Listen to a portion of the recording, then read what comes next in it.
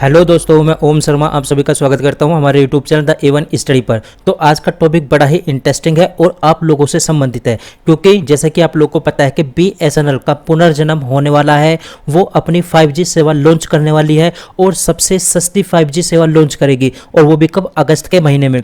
और ऐसा क्यों? क्योंकि स्टारलिंक, जो कि एलोन मस्क की अपनी एक खुद की कंपनी है, उसने भारत के अंदर बीएसएनएल को नेटवर्क देने का वादा कर लिया है और उनको लाइसेंस मिल चुका है। यानी अब चाहे जियो हो, वोडाफोन हो या एयरटेल हो, सबकी लंका लगने वाली है। एक एक करके बताएंगे सारी अपडेट। तो सबसे पहले ये हमारा टेलीग्राम, ये इसका स्कैन कोड, आप इसको स्कैन करके हमारी टेलीग्राम लिंक से जुड़ सकते हो। यदि यहाँ से स्कैन नहीं होता तो हमारे यूट्यूब पेज पर जा सकते हो, वहाँ पर सभी लिंक दिए होते हैं, चाहे इंस्टाग्राम हो, टेलीग्राम हो, व्हाट्सअप हो, आप हमसे कनेक्ट हो सकते हो। तो जैसे कि आप लोग को पता है कि इस समय एलोन मस्क को देखा जाए तो लाइसेंस मिल चुका है, और उसकी जो सर्विस है स्टारलिंक के माध्यम से, यानी स्टारलिंक नेटवर्क सर्विस, वो इस समय भारत में लॉन्च करने वाला है कि Starlink finally gets GMPCS licence in India from department of telecommunication. यानी अब उसको डिपार्टमेंट ऑफ टेलीकम्युनिकेशन से GMPCS लाइसेंस मिल चुका है। अब वो टेलीकॉम सेक्टर के अंदर सर्विस प्रोवाइड कराएगी, वो भी किसके माध्यम से? बीएसएनएल को नेटवर्क देकर।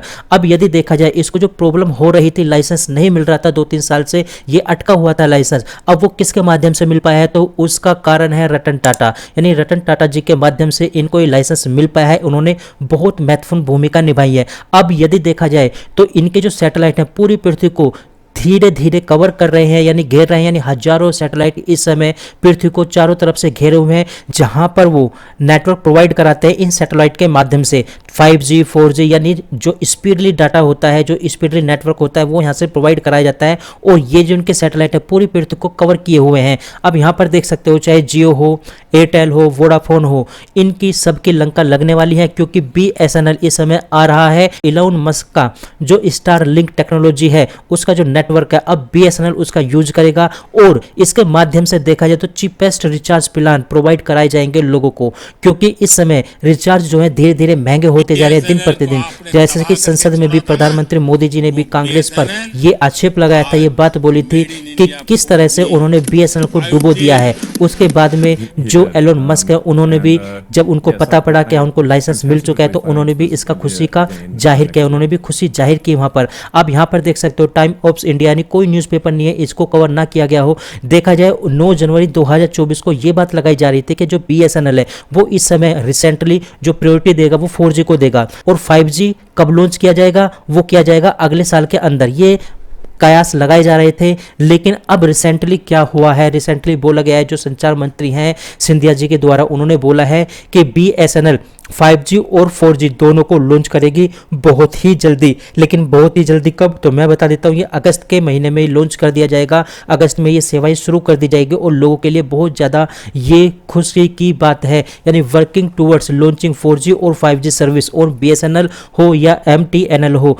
बहुत ही जल्दी ये सर्विस लॉन्च होने वाली है भारत के अंदर। अब इसके माध्यम से 5G जो डाटा है बहुत ही चीपेस्ट रेट पर अब भारत में उपलब्ध हो पाएगा। अब आगे चलें तो यहाँ पर देख सकते हो, जो बीएसएनएल कंपनी है, ये भारत की कभी एक नंबर 1 कंपनी हुआ करती थी, लेकिन इसका डूबने का कारण क्या? ये डूब क्यों गई?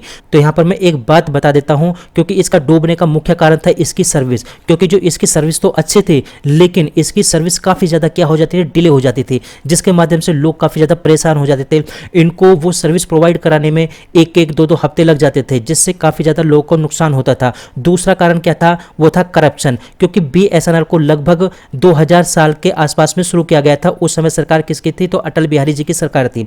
उस समय इसको लॉन्च किया गया था, और ये पूरी तरह से किसके अंडर में थी? तो 100% ये गवर्नमेंट के अंडर में थी, यानी एक तरह से गवर्नमेंट का PSU थी। अब देखा जाए, जब इसको शुरू किया गया मोबाइल सेक्टर के अंतर्गत, तो 2000 में अटल बिहारी जी की सरकार के द्वारा, तो इसमें जो सबसे बड़ा करप्शन होता है, इसका डूबने का जो मुख्य कारण था वो था 2G स्पेक्ट्रम। जब स्पेक्ट्रम बांटे जा रहे थे, तब इसमें लगभग हजारों करोड़ों का घोटाला हो जाता है कांग्रेस की सरकार में।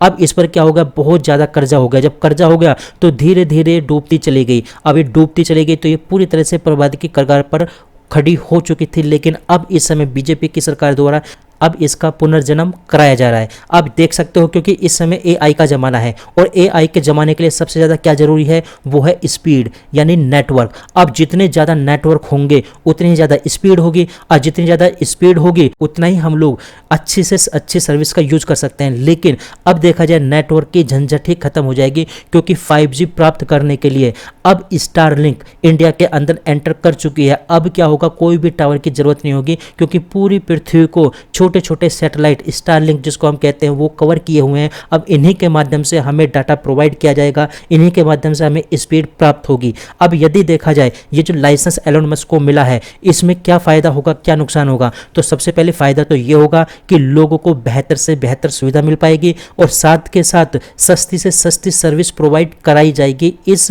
प्लान के माध्यम से। जैसा कि आप लोग को पता है कि इस समय जियो, एयरटेल, वोडाफोन ने अपने रिचार्जों को महंगा कर दिया। जैसे ही इन्होंने अपने रिचार्जों को धीरे धीरे 20 से 25% महंगा कर दिया, अब लोगों के मन में एक प्रश्न उठा कि यार उसी तरफ चलाया जाए, यानी बीएसएनएल की आवाज़ उठने लगी कि बीएसएनएल को पुनर्जीवित कराया जाए। अब उसी को लेकर बीएसएनएल बीच में कूद पड़ा और बीएसएनएल इसका फ़ायदा उठाने के लिए पूरी तरह से तत्पर है और अगस्त के महीने में अपनी सर्विस लॉन्च करने वाला है।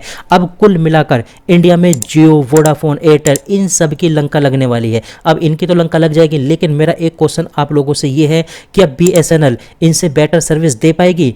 क्या वही प्रॉब्लम बीएसएनएल के साथ जो पहले थी कि डिले सर्विस हो रही है, क्या बीएसएनएल इस चीज़ को दूर कर पाएगी? तो ये चीज़ कमेंट में ज़रूर बताना कि बीएसएनएल इनसे बेटर सर्विस दे पाएगी या नहीं दे पाएगी और बीएसएनएल के साथ क्या क्या प्रॉब्लम हो सकती हैं, क्योंकि पूरी तरह से ये गवर्नमेंट के अंडर में होगी। क्या प्राइवेट जैसी जो सुविधाएं दी जा रही हैं, क्या गवर्नमेंट उन सुविधाओं को लोगों को दे पाएगी? तो कमेंट में ज़रूर बताना। तो फिलहाल हमारी अपडेट यहीं तक थी, आप लोग कैसे लगी ज़रूर बताना। लाइक सब्सक्राइब करना बिल्कुल मत भूलना। Thank you.